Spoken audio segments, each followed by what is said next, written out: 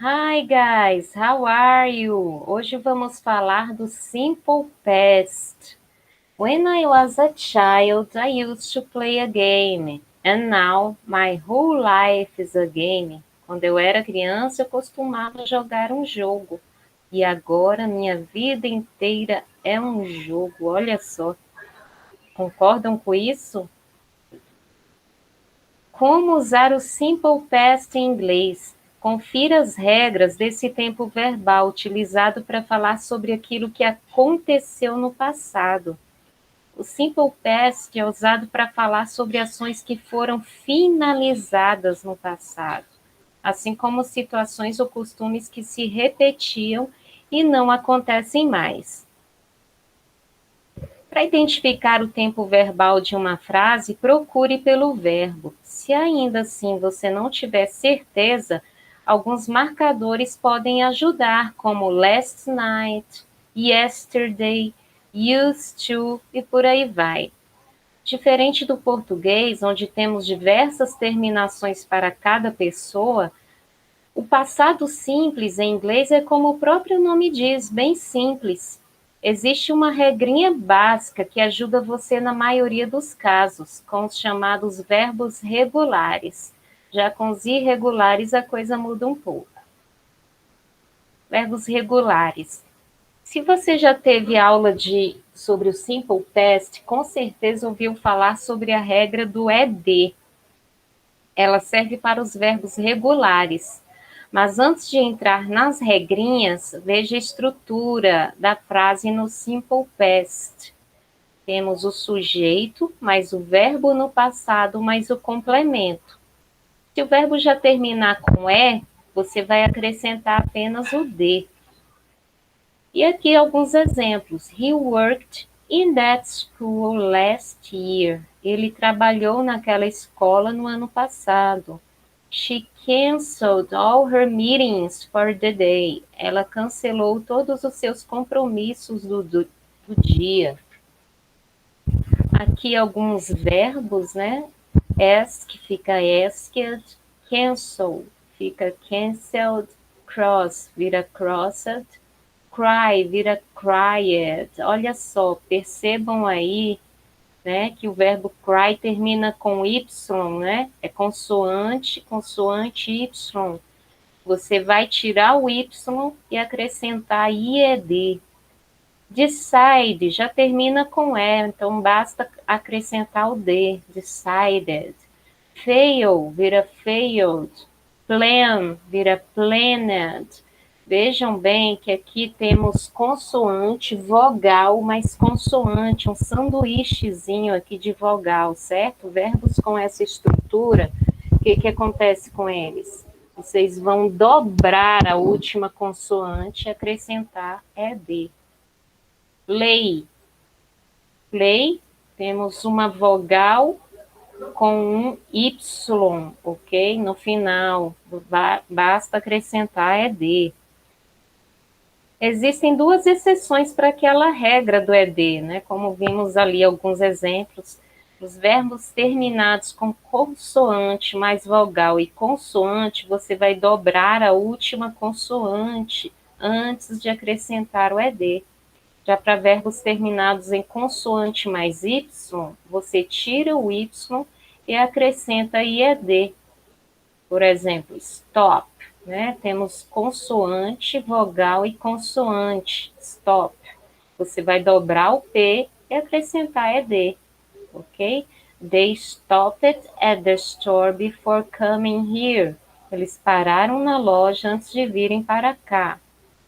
Josie planned her wedding in only 5 days. Notem que o verbo plan, né? P-L-A-N. Temos aqui consoante, vogal e consoante.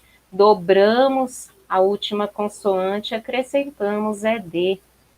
My brother studied for his final test all weekend. Quem lembra aí do verbo estudar? Que termina com Y, ok? Consoante e Y, study. Você vai tirar o Y e acrescentar IED. O cry, verbo cry, certo? Consoante, e Y, você vai tirar o Y e acrescentar IED. Rose cried a lot watching that movie. Rose chorou muito assistindo aquele filme. Agora, os verbos irregulares, pessoal, como minha filha diz, verbos desobedientes, eles não obedecem nenhuma regra, ok? Apresentam formas completamente diferentes no passado, mas com muita prática, o uso deles se tornará natural para você. Fala sério, não é muito diferente do que aprender as diversas conjugações que temos aqui em português, não é mesmo? Então, aqui temos alguns verbos irregulares para você ver. Awake vira awoke. Be vira was ou were, vai depender da pessoa. Buy vai virar bought. Mais um pouquinho aqui de verbos irregulares. Choose vira chose. Do vira did. Eat vira ate. Fall vira fell. Give vira gave, know vira knew, where vira were.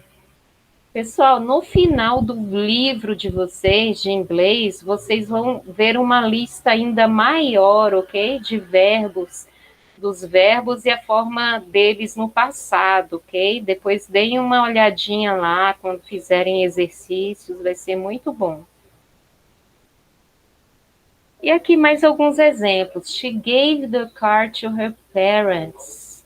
Ela deu o cartão para os seus pais.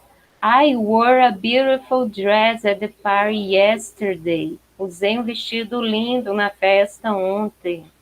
Brian was really happy to see us. Brian estava realmente feliz em nos ver. E Lauren bought a new blouse. Lauren comprou uma blusa nova.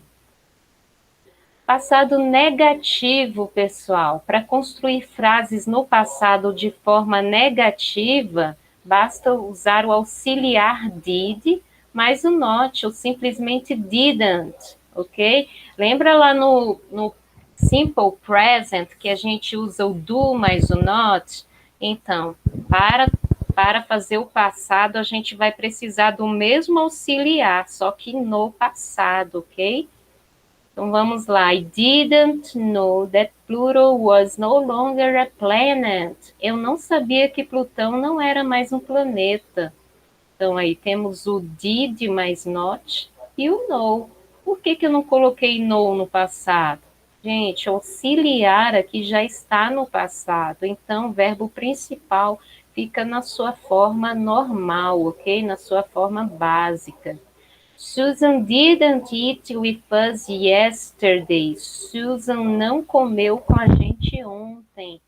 Certo, pessoal? Se fosse sem o não aqui, seria Susan ate, ok? A gente ia colocar o it no passado. Mas como é a forma negativa, colocamos o do no passado, né? Que ficou did mais o not e o verbo na sua forma básica, ok, pessoal? Passado interrogativo, assim como lá no simple present, a gente não precisa do do para fazer perguntas, do you, does she, does he, does it, ok? Aqui também no passado vamos precisar do auxiliar, só que no passado, ok? Então, vamos aí alguns exemplos. Did Sasha go to the party last week? Sasha foi à festa na semana passada. Percebam aí que basta colocar o auxiliar no passado. O verbo principal fica na sua forma básica. Did you ask her about the wedding ceremony? Você perguntou para ela sobre a cerimônia de casamento? Então, percebam aí, ó, do no passado fica did e o verbo principal na sua forma básica. Verbo to be, pessoal, no passado. Se você é um leitor do nosso blog, esse blog aqui, pessoal, é do site do FISC, ok? Da escola FISC. Deem uma passada lá depois. Já deve ter conferido nosso post sobre um dos verbos mais famosos do inglês, o verbo to be. Ele é um verbo especial por si só. além de fazer parte dos irregulares, com algumas distinções entre as pessoas verbais. Ele dispensa o auxiliar na negativa e na interrogativa, tendo construções próprias para si. Como assim, professora? Quando tiver verbo to be na frase, você for colocar ela no passado, você não vai precisar do auxiliar did, ok? Vamos lá. Simple past do verbo to be. I am vira I was, né? You are vira you were. He, she, it is vira he, she, it was. We are vira we were. You are vira you were. E they are vira they were. Ok, pessoal? Vejam aí a tradução. Passando mais adiante. Mark was my first crush in school. Mark foi minha primeira paixão na escola.